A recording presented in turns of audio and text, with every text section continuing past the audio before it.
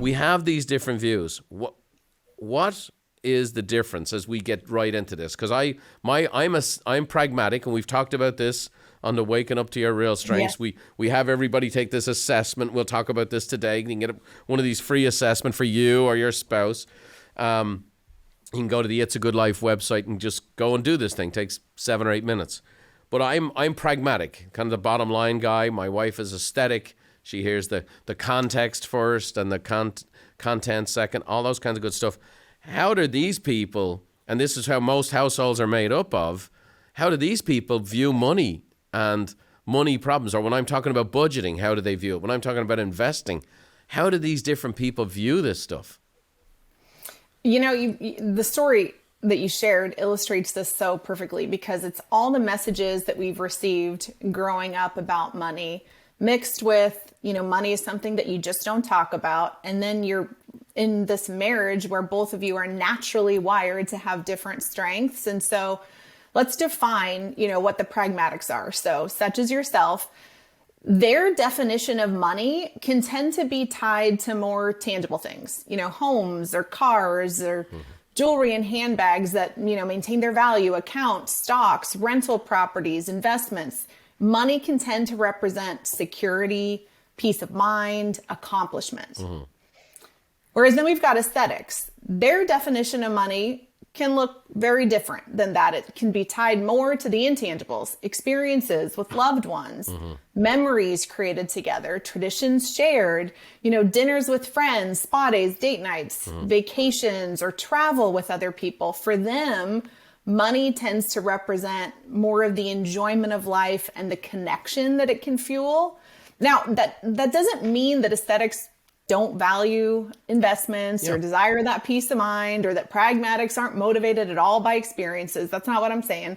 But, most humans appreciate all those things. What we're talking about today is that primary motivation, that when that primary motivation gets triggered, that's where we get donkey-legged. That's where some of that emotional reactivity, that's where, the wait, you don't know my childhood type of things can start to rear up. That's why it's so important to connect our strengths to that deeper why and build a financial plan accordingly and be talking about that with the people that matter most. And this has been transformational. My wife is wildly aesthetic and I'm wildly pragmatic. We are really on the end of the spectrum of intensity. You really are. You're right. Yes. Here we are, 33 years married, and we happily married. We got a great thing going. But here's an example.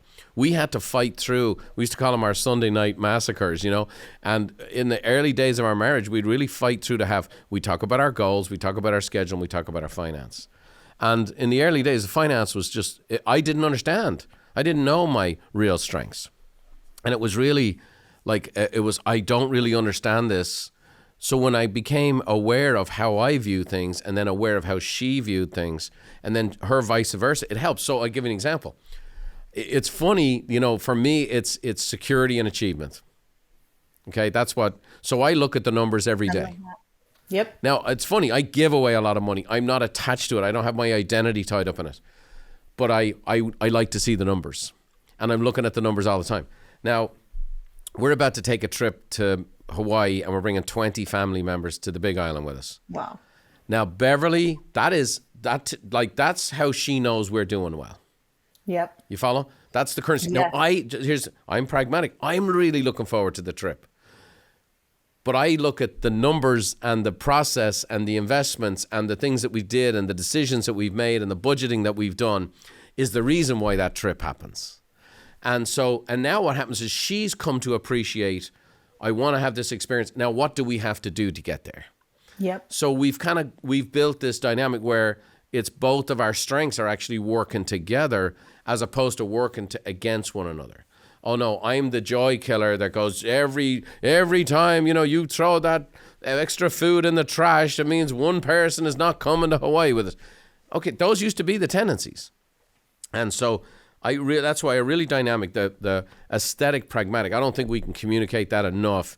If people just got the real strengths assessment to understand that, I think that's a game changer. I think it's a marriage saver. I think it's a business saver. Thanks for watching. If you want more tips on how to think, feel, and do better, check out these videos too. Oh, by the way, don't forget to subscribe to the channel and leave us a like if you enjoy the content.